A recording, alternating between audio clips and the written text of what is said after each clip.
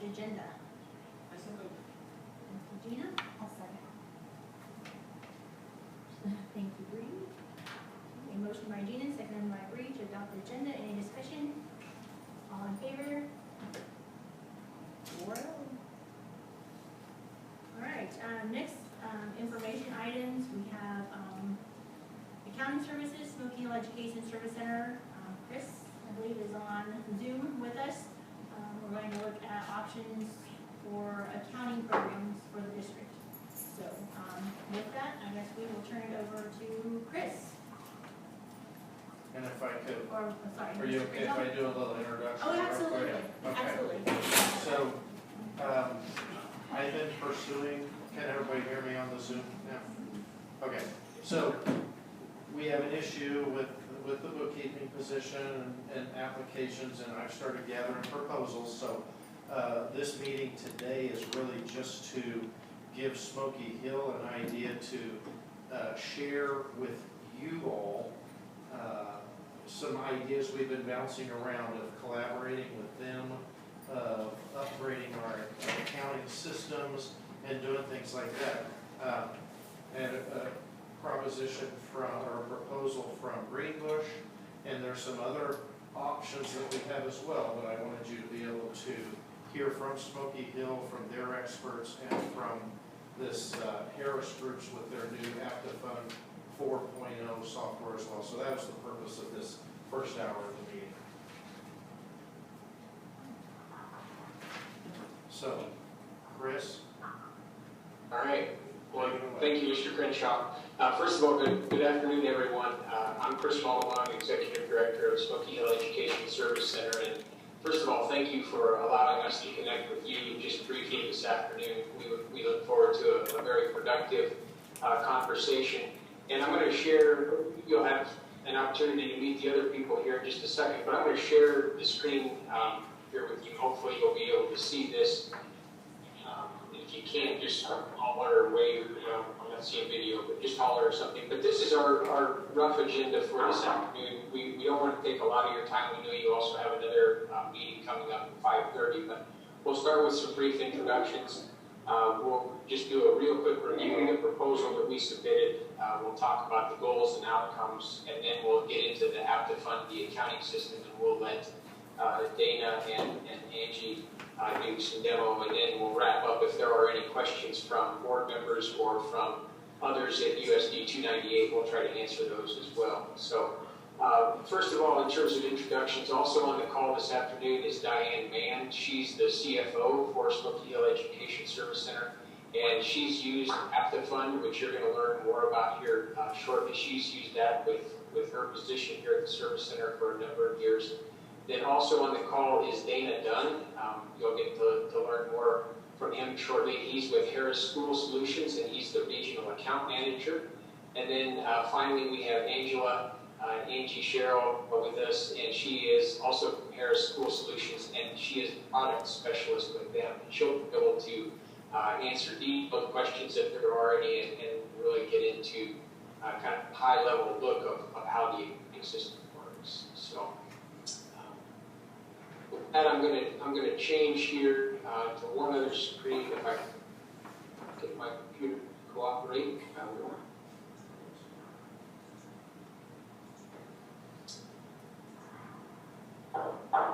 And again, we had submitted, Smoky Hill Education Service Center had submitted a proposal to Mr. Crenshaw last week, and we're not going to spend time going over all of the details of that, but really what it came down to was we looked at it, we tried to figure out what's going to work from a service center perspective and what's going to be of value to the district and to the district staff. So again, I'm not going to go over all of that, but really there were several things.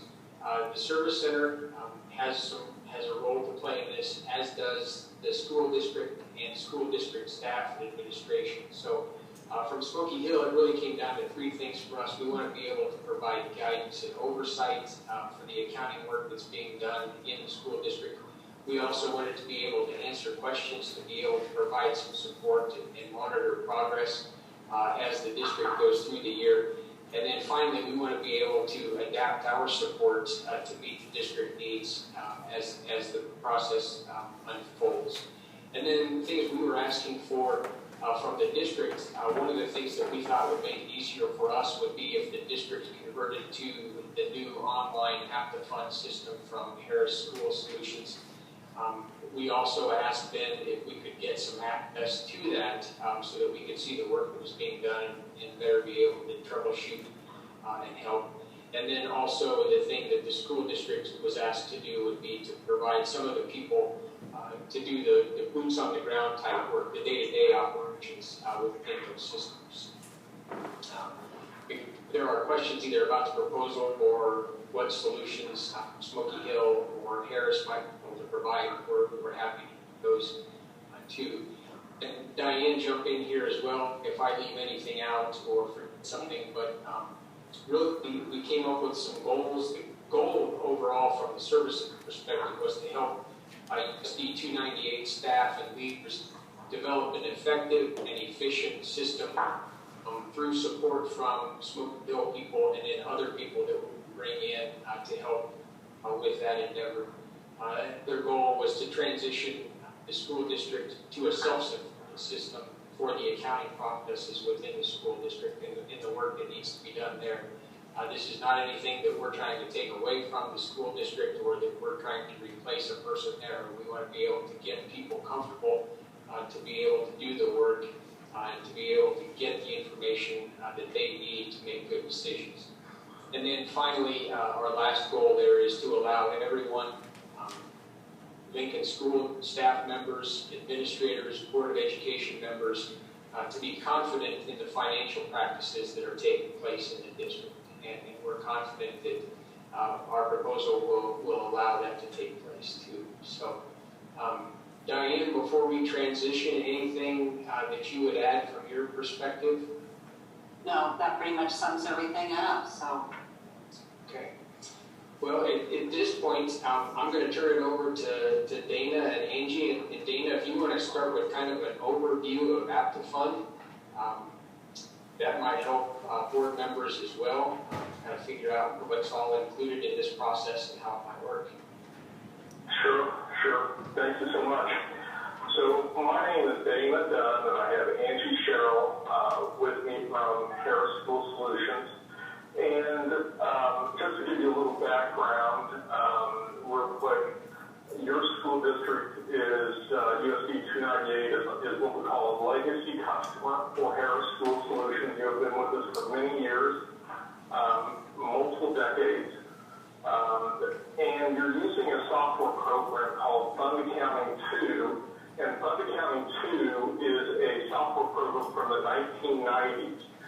Harris School Solutions is a software company for life, so we support the software for life. All we do is really work with schools.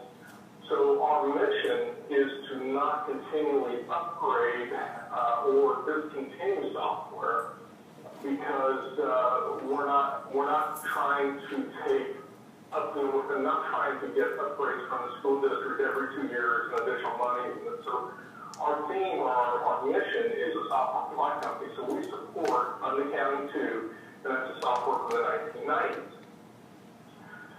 What we're talking about is transitioning to a software called App-to-Fund, and App-to-Fund is completely different software than Fund Accounting 2.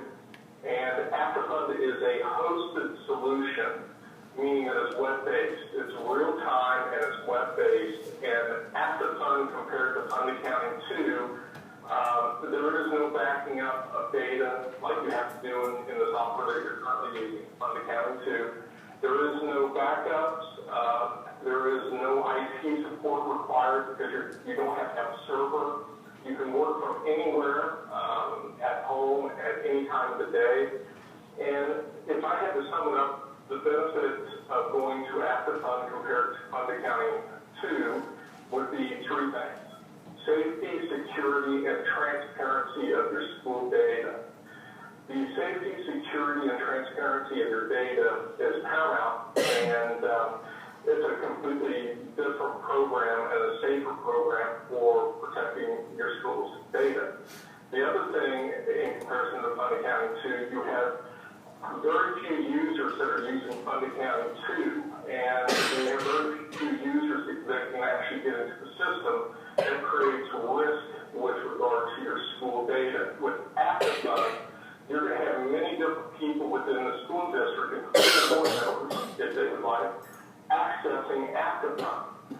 You're going to have the employees accessing ActiveFund to be able to look at their paycheck stubs, to upload future contracts, these kind of things. So you'll have many different people with user permissions using ActiveFund. So ActiveFund is a hosted web-based solution, and it's completely different than what it is that you're using. Smoky Hill is a customer of ours, and so is USB 298. We thank you for being here. What we're going to do is show you a very high-level overview of ActiveFund, which will probably explain the what and the why. And I'm going to turn this over to Angie Sherrill with Harris School Solutions.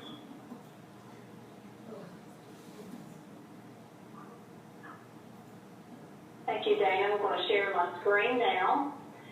I'm going to share all screens. Let's just see what happens here.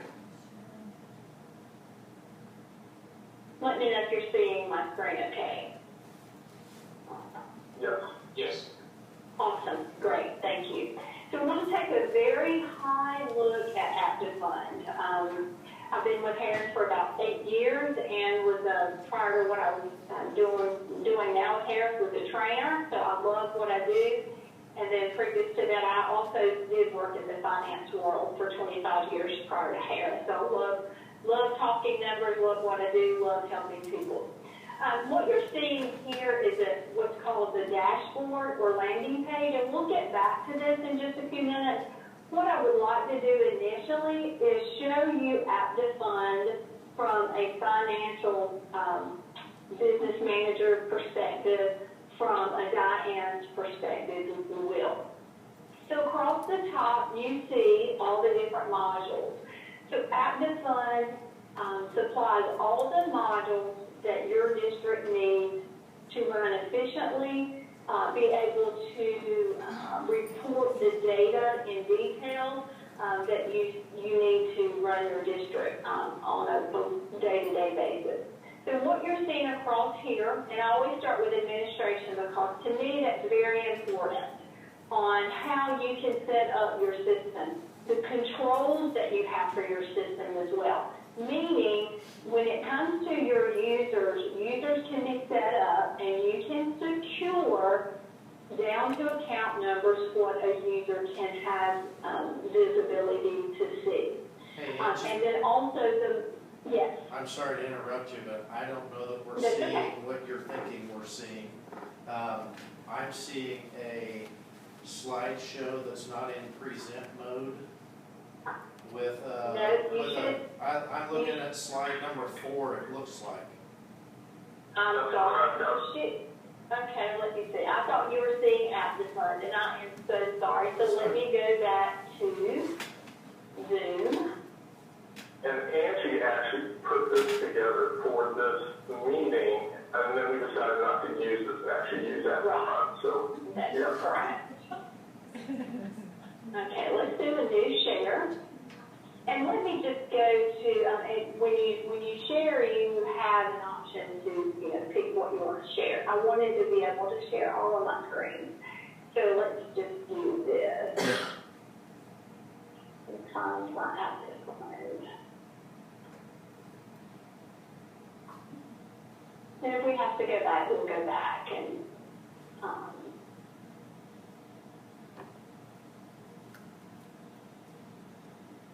okay, you should see ActiveFund now, and I do apologize. There you go. There you go. Awesome. Awesome. We might have to stay in this screen. That's okay.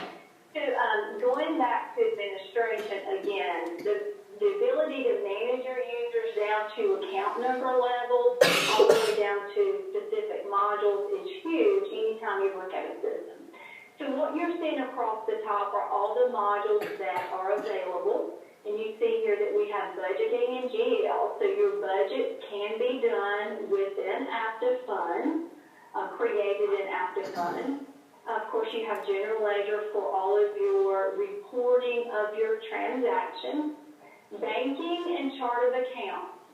All of your full bank reconciliations are done within AppDefund. It's just not a way to go in and clear. You actually balance your cash account from the bank back to the cash account in AppDefund. Chart of account. This merits me stopping just a minute to talk about chart of account. Currently, if you want to change your chart of account, going to AppDefund, we can do that before the first conversion, before the data is converted the first time for your training. So what that means is, I know what happens a lot and what I've experienced in the past is clients, they want to change their structure, meaning the account code, because it's just currently not giving them the data that they need. Sometimes with activities, for example, if you want to see that level of detail. If you need to add maybe just a portion of your account number for a call center, then we can do that. And we help you, we walk you through that during the initial stages of your project, when we're getting to know you and your data more and so forth. Of course, purchasing and payables.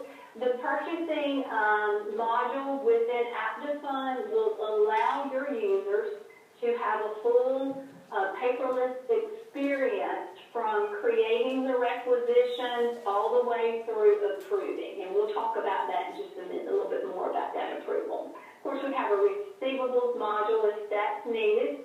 And then, of course, HR and payroll. HR module is new to AppDefund. It's not, there's not HR module in your current SA2, but with your HR module, what's nice about this is now you have an area to collect information for all of your employees, meaning your demographics, your contacts, as well as certificates. Also within that area, within HR, when it comes to certificates, there's places to add expiration dates. So that's very beneficial in getting that information.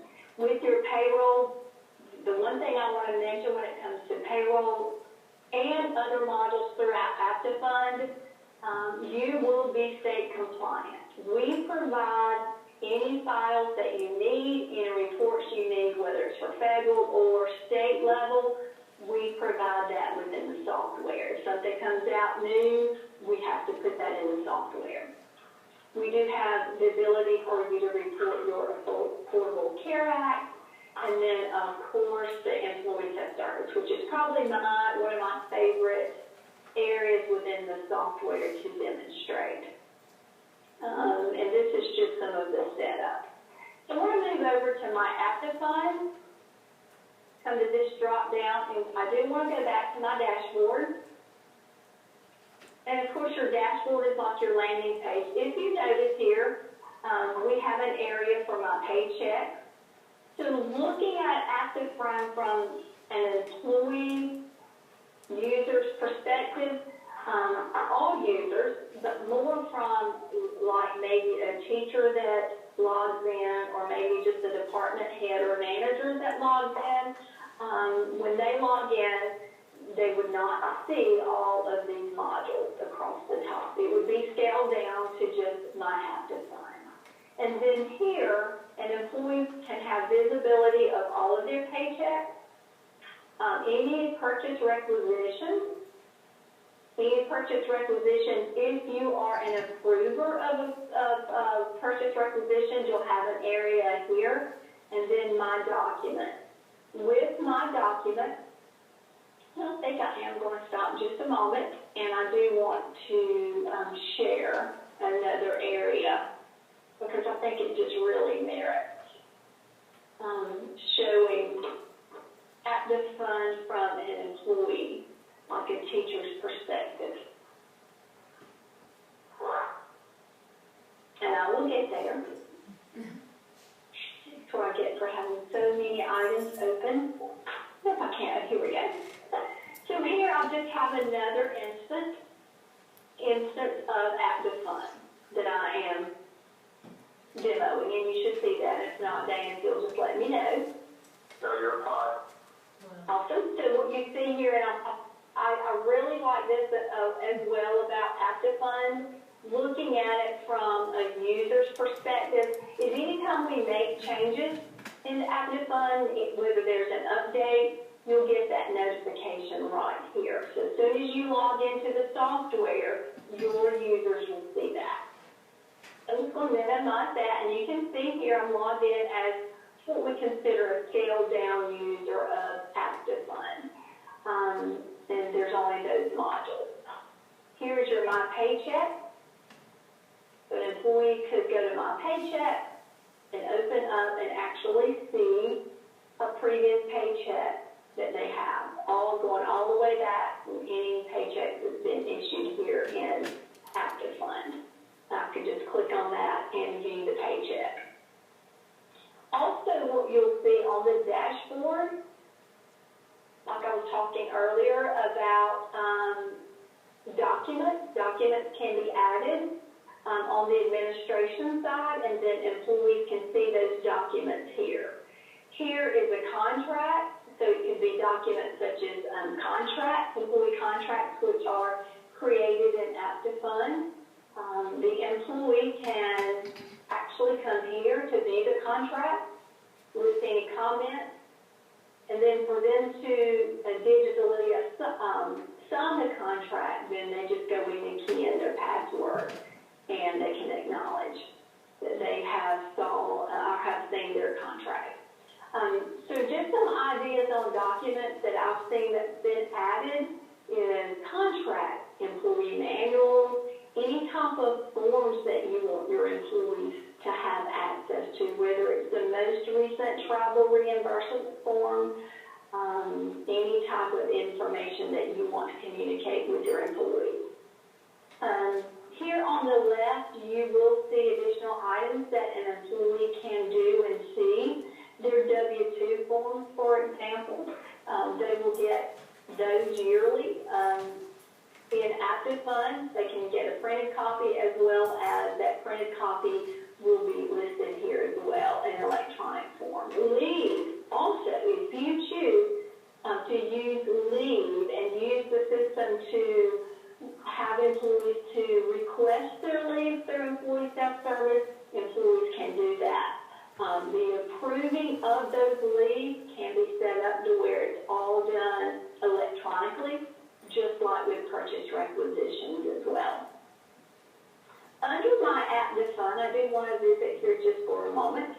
Under My ActiveFund, there's a drop down of other information that is available to the employee. For example, there's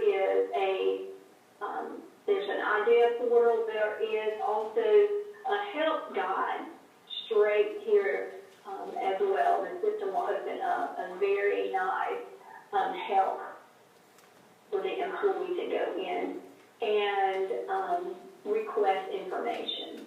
You can see how that's laid out as well. Under employee self-service, it's some of the same information that we saw on the dashboard. In addition to the employee self-service, we have My Purchase Requisition. So what this means is any employee that you wish to go in and enter a purchase requisition can do so. A lot of times we see it, maybe a school secretary, school bookkeeper at one of your schools will go in and enter purchase requisitions for that particular location. We've seen department heads, food service managers, those type of employees can go in. And you can have comfort in allowing an employee to do that, because in that administration side that we viewed when we first started, we can narrow down what a client or what a user can have access to, whether it's a module or whether it is an account number. Also, there's My Reimbursement. The My Reimbursement is a way for employees to go in and actually enter information such as travel reimbursement requests. And it just makes it easier for everyone at the district office to go in and approve those my reimbursements, and once they are approved, they go straight into the accounts payable module to be paid. And then we have reports. We definitely have to discuss reports. Reports in active fund. There's like, I think Dan was over 200 reports. Yeah, that's already available to you. Because I'm logged in as a requisitioner, I can only see the purchasing report. So I do like to show that again so you can see where as a user that's scaled back, then they can only have access to certain reports. I'm going to jump back now, and I am going to share the other version of Active Fund.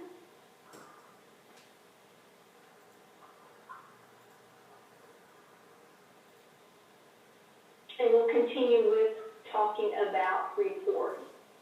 And I'm going back to my Active Fund. I'm going back to reports. Here you can see all the various modules.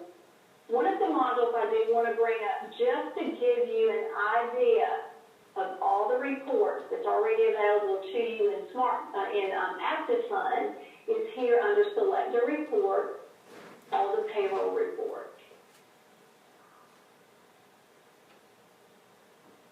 But all those reports are available to you under payroll. If you notice here, there is a My Reports. Looking at Active Fund from a board's perspective, for example, I didn't want to leave the group out, you can utilize Active Fund as well. Maybe there are certain reports that you only need to see. Maybe you only want to look at certain reports once a month, once a week. You can set these reports up. You'll have a user login, password, and once the reports are set up and deemed as your favorite reports, they will show right here. And here I've just listed a check report, a fund audit report, a cash summary, and the vendor history. Now I've sort of gone in because of time constraints. I went in and actually went ahead and opened some reports and created some reports. So you should be seeing a check report. Let me know if you're not. We are. Awesome.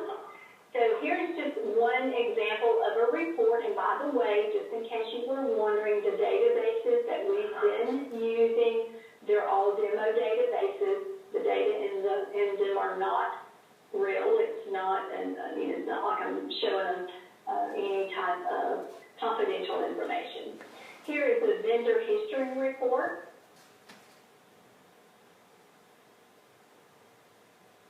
And then here is a account journal activity report. And I brought this one up specifically because, as you see, it's for a specific fund. And in this set of data, it's for Fund 56, which is for school activity. So I can see all of the activity that has transpired with my school activity. And then I can narrow that down even a little more if I chose to do so. Here is a check report.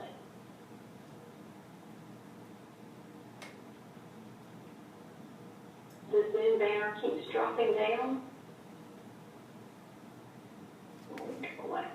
And then here's a check warrant report by vendor. And of course, I could have chosen just one vendor if I wanted to choose one vendor. So that's a little bit about the report, how you, as a board member, can come in and customize reports to show here for you, just when you log in the software. And with being for the board, you have certain reports that you want to see. Those reports can be created, and we have over 200 reports that are already built, but there's an infinite number of reports through our grid that can be built. So if you have certain reports as board members or superintendents that's very important to you, well then those reports just need to be built and saved into My Active Fund, so that when you as a board member or superintendent or whatever your role is in the district want to see those reports, when you go into Active Fund, they're going to be right there in my report, and it's going to be real time. So if you did on 17th of July or 18th of July, that's going to be real time up to that point, those reports, so you can stay on top of it. And I think in the essence of time, that was great. I think what we ought to do is, I mean, this is a brief overview. There's a lot to this. There's no way to do this in 15 minutes, but as a brief overview, that's after fund. And I think with that, I want to turn that back over to Chris and possibly questions and answers that anyone may have. Great. Well, thank you, Dana, and thank you, Angie. I appreciate the quick overview. I think at this point, I think we should open it up to questions from the USD 298 folks, and just see whether there are questions about AptiFund or about the proposal itself. So, Mr. Crenshaw, if you want to kind of maybe moderate questions from your end. I can do that.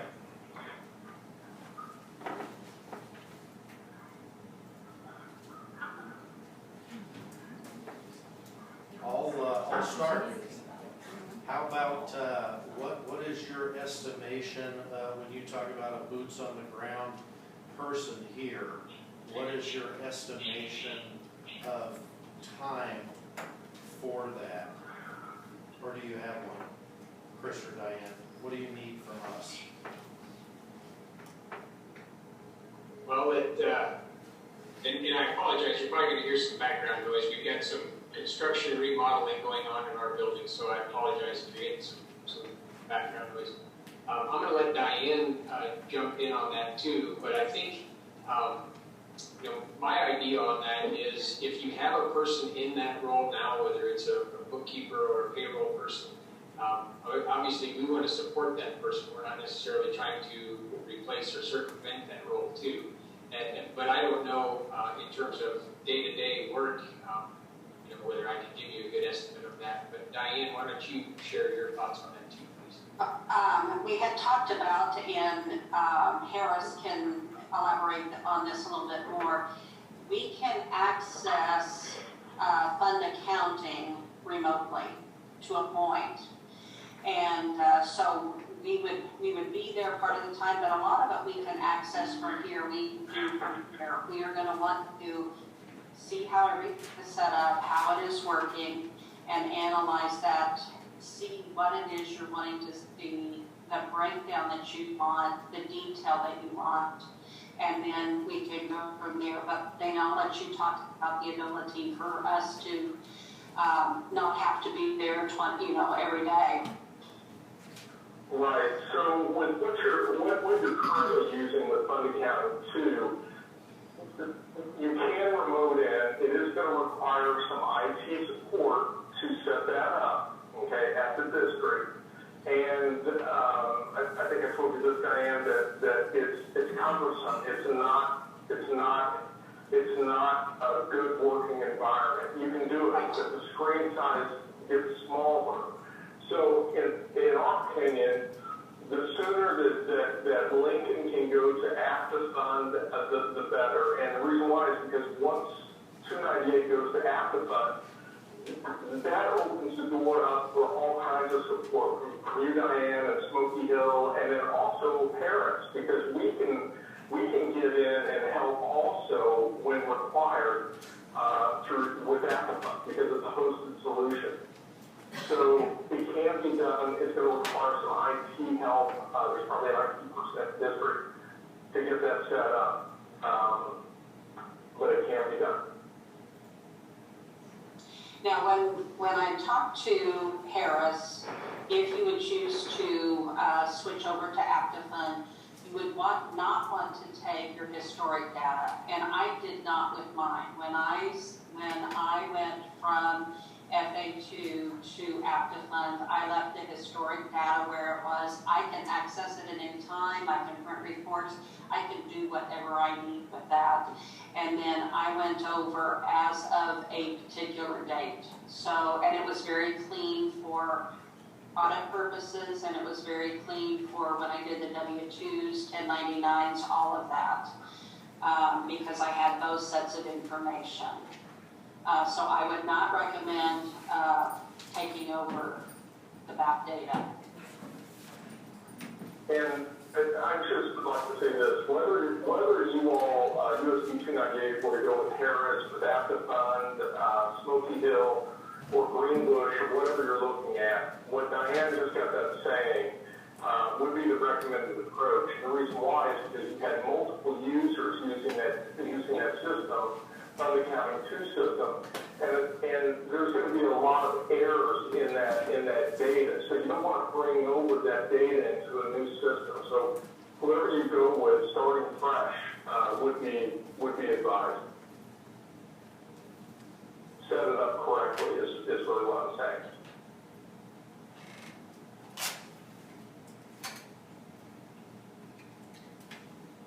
So basically, Scott, we would start right away whenever you want to start analyzing, seeing what you do, what you need, and then go from there and work with staff at 298 in the district office, teaching them also how to do the entry so that they know what they are doing also, so that you have access from them.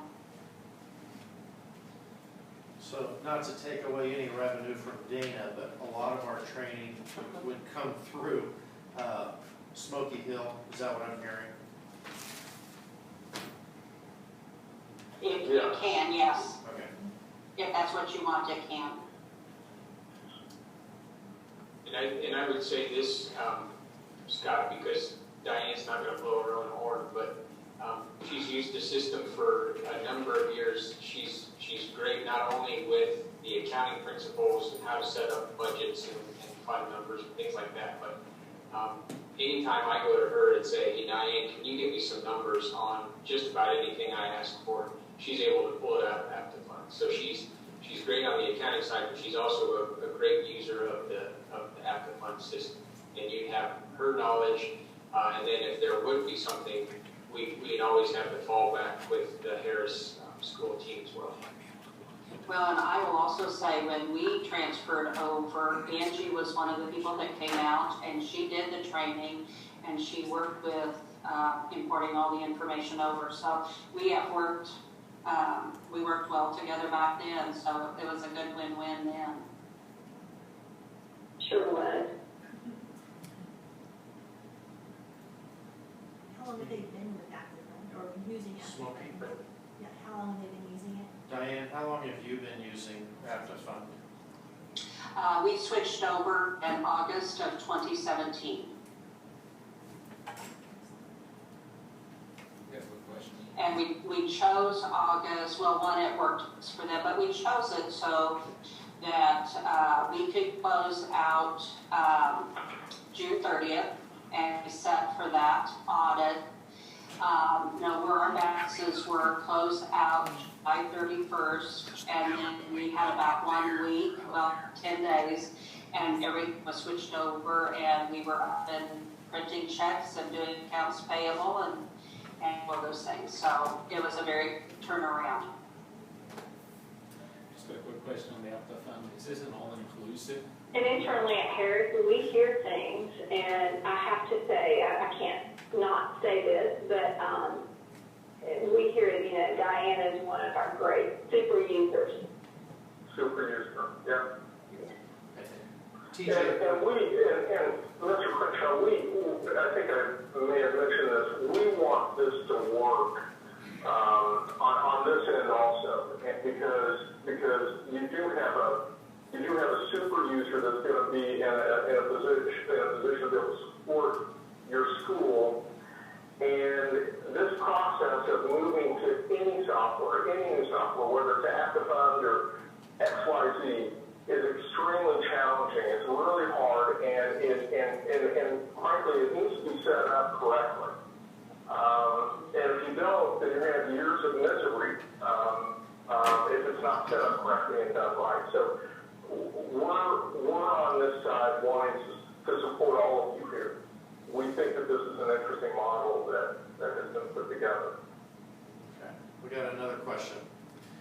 Is this an all-inclusive in regards to the Apta fund? You demonstrated different modules in there, or is this you purchase as needed for different modules with payroll, reports, et cetera? I don't know if you could hear that. The question was, is I think that, the Apta fund, go ahead. are all the modules included, or are the modules purchased individually? Is it all inclusive with those modules that you showed us? Yeah, so the proposal that we sent over to you has employee self-serve, which is a module. Everything that Andy showed is standard. It's included. We have basically 3 other modules that we have that frankly a lot of schools don't necessarily use. The employee self-serve is our most popular module, but for the most part it's all inclusive. What you saw is what you get, except the employee self-serve portion, and you have the proposal on that in terms of what that cost is. And I'll just share with the board, the self-service module that he showed where employees can go in and do that. Yes. It's a $6 a year cost per employee and $1,350 setup implementation, one time. Just so you know, that's in that proposal that you have. I have a second question too. Yes. Another question. Since this is web-based, and I know we utilize that too in our company, what is your tech support, knowing that employees and staff members can work anytime of the hour, so to speak, to access this? If they run into difficulties, what are the tech support services you have available? Did you catch that, Dana? I'm sorry. Well, I caught some words of it.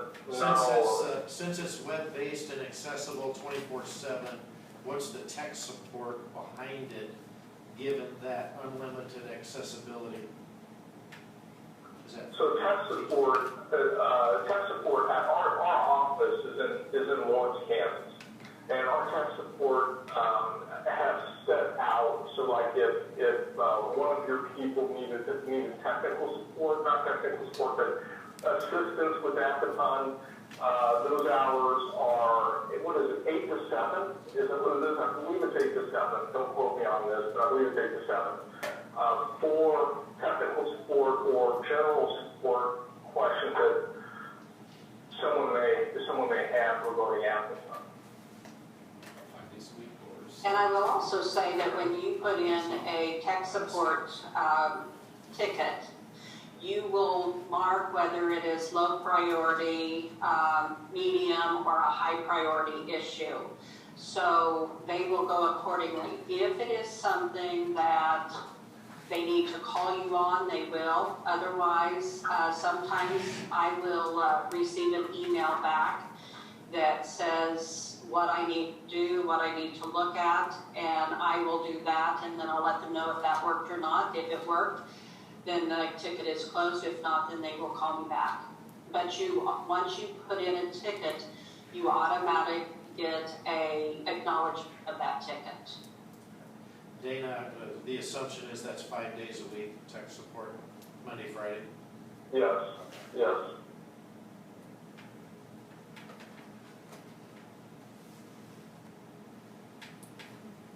And we just call that support. A lot of times it's not necessarily technical. A lot of times it's users that don't really know how to do something. So those are the majority of the tickets that we get are just users that just don't know how to do something within the software and need some help with that. That's a majority of those tickets.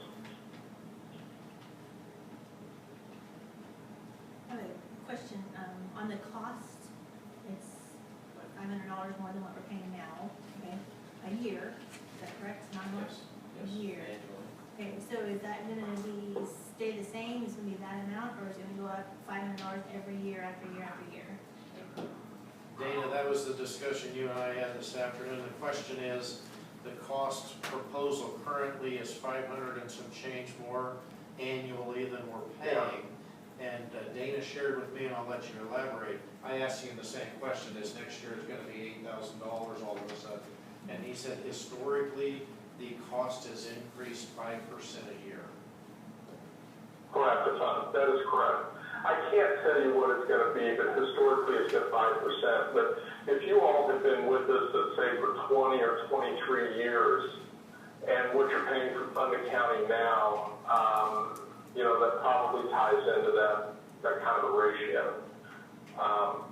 But typically it's been 5% is what it's typically been. Even on current system, Even the or current system. even current system, Yes. 5% on current system. Yeah. Yeah, Okay. so it's the same as the increase we're incurring now. That's right.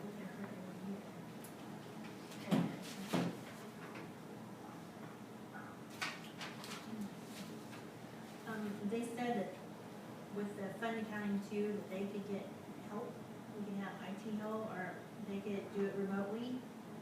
Is that Yes, correct? Along with some IT They help? can remote into FA2, but it takes more tech support, tech setup. It is a little more cumbersome, is what it Yeah. sounded like. Okay. Right, but what would the bill be, what would the fee be if they provided support that way? Through the same fund, say, fund accounting too, would they Well, provide support? She's asking about if we stay with FA2, would there be support there? And I think, Diane, that was a question or a discussion that you and I had, that you could get into our FA2 and we could still have some Smoky Hill support. Is that accurate? It would be more difficult to remote in, but they said that I could have access to it and remote them. It would not be as fluid and as timely as doing FA2 or as secure. Yeah. That's true. And what would the fee be for that? Is there a fee? There wouldn't be any fee for staying with FA2 and having Smoky Hill support, right? There would be no Harris change. No. Okay. And no change for Smoky Hill, since it's going to be more cumbersome. And that's certainly an option, but I gotta tell you, if you were to do that and you were to do it remotely, that's really hard. That would be hard to work with. Not that it can't be done, but you know, from an advisory standpoint, if you had somebody on site at the school, and if Diane was there just from an advisory standpoint with school accounting or finances, and be able to help that person, that certainly would work out. But if Diane or a third party was to remote in to your server and to work on that system and to work on fund accounting too, it's pretty tough. I mean, it can be done, but the screen size shrinks up. It's just not a good way to go long term. It would be short-term possibility. I mean, since we would be, we're down the treasurer, if we don't find anybody. But Is he's that saying correct, that that they could do that treasurer part, or whatever? Chris and Diane, Chris and Diane, the question is, in this short term, while we're trying to figure some things out, would the proposal still hold for FA2, the proposal from Smoky Hill? You have in there switching to AptiFund as a condition of the proposal. Yeah. And really, the reason we did that, it's not because obviously we're AptiFund users and we firmly believe in the system, but it wasn't because you know, we wanted to force a change, or we're certainly, you know, not in getting any type of revenue sharing or anything from Harris. But the reason for that is because it's going to make our support that much easier and that much more efficient. We were looking at it from the time standpoint of Diane being able to go to a web browser, use the credentials provided to your system, log in, be able to immediately see exactly what people on your end are seeing, and not have to worry about, okay, well, contacting an IT person to say, okay, well, I did remote access to work today, not having to contact Brenda White on your end, or have your person contact them and say, okay, well, you know, is our server up and running because Diane wasn't able to get the access. The other thing that we were looking at is we wanted it to be as efficient for you, also for 298. so that everything is as timely as possible for 298. And I would just say one thing to that, and maybe Mr. Crenshaw, this is for you and your role, but I remember the old days where there were POs and checks to go through, and I would sit down at our table, out at our big long table, and I would spread out papers from one end to the other, and there were times where I was signing, hundreds of times, my signature, some of them in duplicate. Now I do that same process in Aptifund. I can stay right at my desk, log in, see what we're requesting, what the POs are out there, and approve it with a click of a button, which to me is a huge time saver. I have a question. Will the buildings be going to Aptifund if that change is made? Their accounting systems at each of their buildings, will they be changing also? Do you know? Did you catch that? I'm not sure who that's a question for, but I think as we've had conversations here, the idea would be, we would help Smoky Hill and Diane would help set up building budgets for your elementary school as well as your junior, senior high school within Aptifund. But, the whole district should be running on Aptifund. It's odd though, there are some schools, one school that has one program at an elementary and one program at, I think, a high school or something. And with Aptifund, it should all be run, the whole district should be run through Aptifund. There's location codes, so if you buy a ream of paper at the elementary school or the high school or the middle school, that's going to be logged in there correctly. You're going to know where those expenses are and what's being purchased and when. So the whole district should be run on Aptifund. It would be more So efficient. Dana, let me ask you this question. If we move from, like right now, FA2 is here at the district office, but if we push that out to buildings and they have an accounting function there, is the proposal the same, or are we talking like site licenses or something like that? No, not at all. No site licenses. That's for the whole district. That's the proposal that Joel received. And there'll be many different users with Aptifund. You'll have primary users, like, Diane would be maybe a primary user. You might have a primary user at the school, and you'll have multiple other users, including the employees who are going to log on to give the paychecks or upload their teacher contracts or whatever. But at the end of the day, you're going to have many different users versus what is likely going on right now with Fund Accounting 2. You probably only have 2 or maybe 3 people at most that are accessing Fund Accounting 2.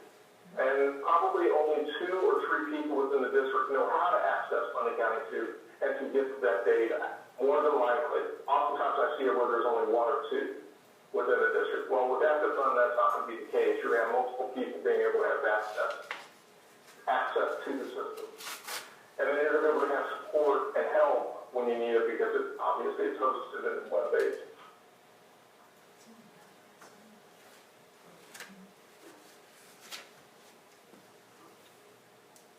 But the whole district should be run with Aptifund, folks. And all of the schools, all of the purchasing should run through that Aptifund.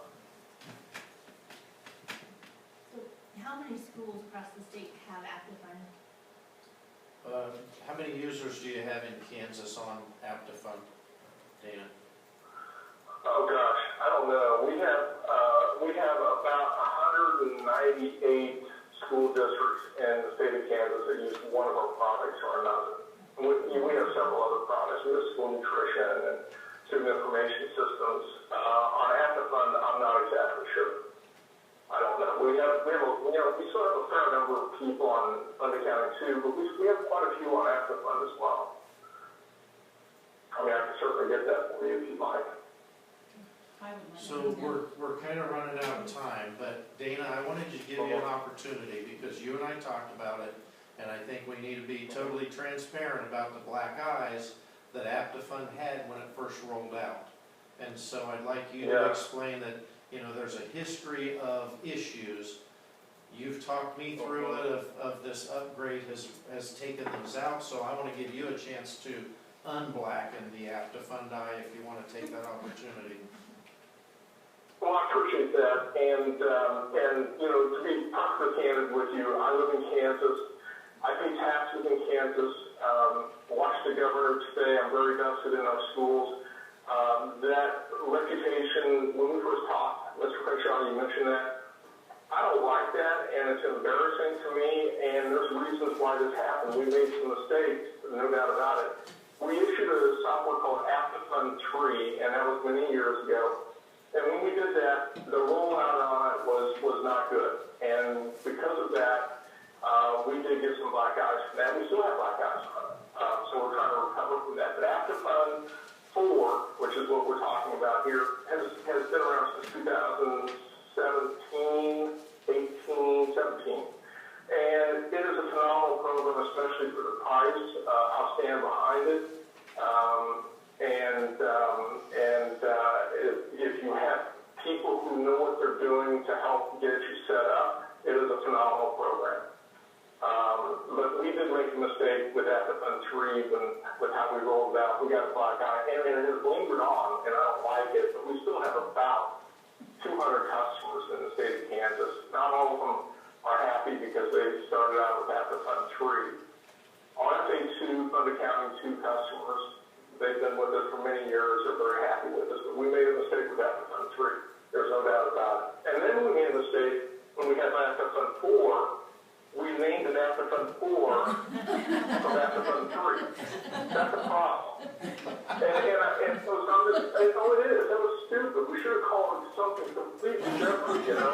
But I say this all the time. We're really good at software development. We're really good at customer service. We're not perfect. And we really are not good at marketing. So when we did APTA Fund 3 and then we got this APTA Fund 4, we should have completely changed the name because it has hurt us. But APTA Fund 4 is a phenomenal program. I live in Kansas. I am a Kansas guy, and I'm going to stand behind what I say on the APTA Fund 4. For the money, you're not going to be able to beat this program for what it can do for your school.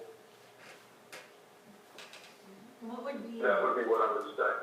The startup cost is $5,200, $5,280 a year. And then on page 3, there's additional funds, one-time funds, data setup, installation, activation of software. Is that not included with that, or is this? I guess I want to know what exactly it's going to cost to start up. So, I mean, if I add these two plus the 52, that's $8,600. So Dana, the question is this: on page 3, all of the cost details of implementation. If we're working through Smoky Hill, how much of that do we need to put a star by that is going to be added? Well, okay, so you're on AA Pro, you're on AA Pro. For the cost differential, you'll really need to upgrade to that AA Web, which is going to be hosted online, similar to APTA Fund. So that AA Web, you all should move to that and get some help with that from Diane or from us, but Smoky Hill, get from Smoky Hill, whatever. I'm going to recommend 1 day of business process review and consulting, and that's it. So I would do the business process review and consulting 1 day, which is 4 2-hour sessions of business process. And Diane and someone at the district probably ought to be involved in that consulting, because what we're going to do is we're going to look at how you've been doing your processes in your school, and what we're going to do is we're going to help you streamline what it is that you probably need to be doing going forward to improve efficiencies and to make this process better for you and your school. So I'm going to recommend 1 day of business process review and consulting, and then those 2 above, which is standard beta setup, can't get away from that, and installation and activation is not part. And that's going to be it. So that, and then of course your employee self-serve. So your employee self-serve, business process review, AA Web. That's not, if you're gonna utilize Smoky Hill, because you have a super user at Smoky Hill, that would be the way to go. And then if you don't go that way and you go to active fund, you will need training, and you're gonna need probably, a minimum of 7 or 8 days of training to go to active fund, for sure. If we don't have the treasurer there, if we have a treasurer here, it's gonna be that 7-day training, is that what I'm understanding? If we're not using Smoky. If we don't partner Yeah. with Smoky Hill. Oh, okay, okay, okay, thank you.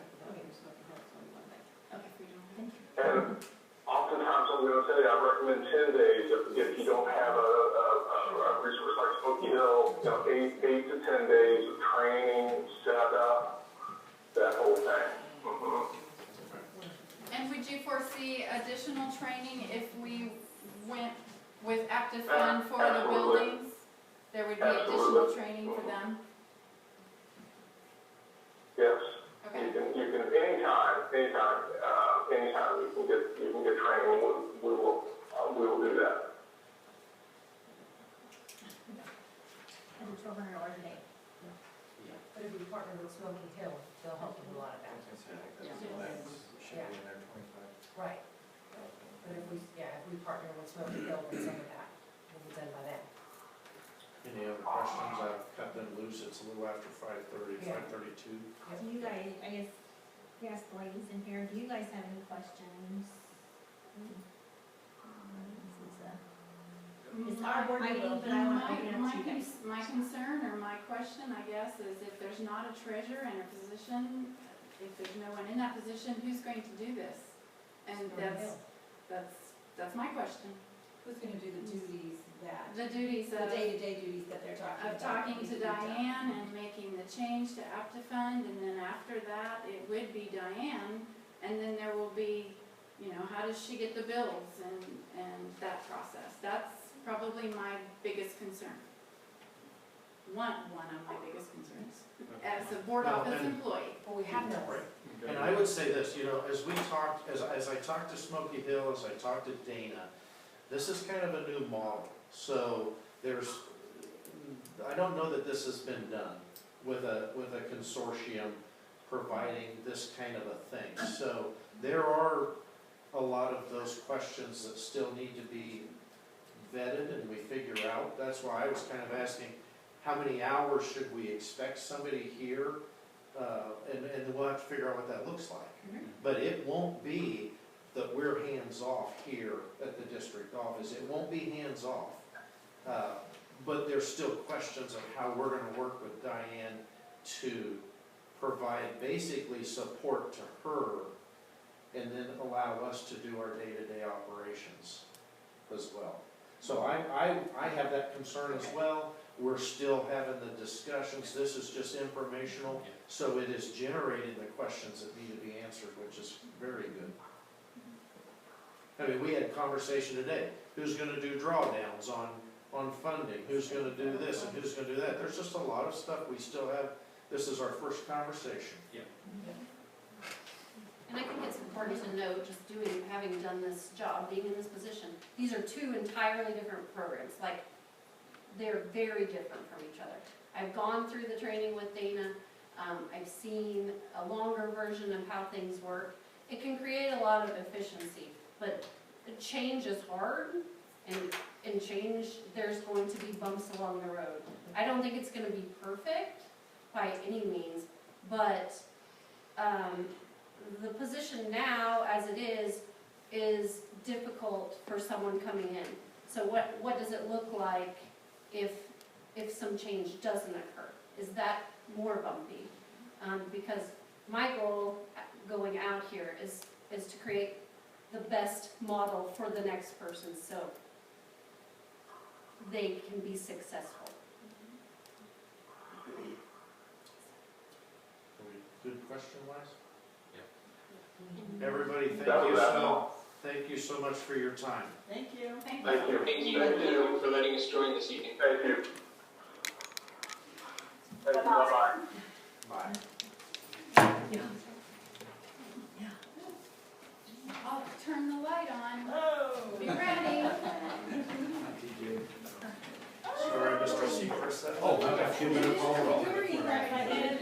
Is this best here? This would be great. Yeah. I will leave this area. Well, I'll just stand over here so you said you have a place to sit. And would you wouldn't mind plugging me in?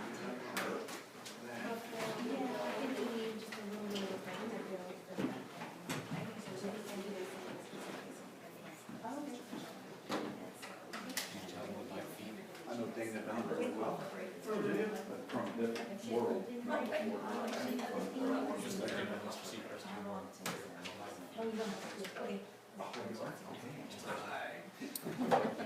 Thank you for warning me.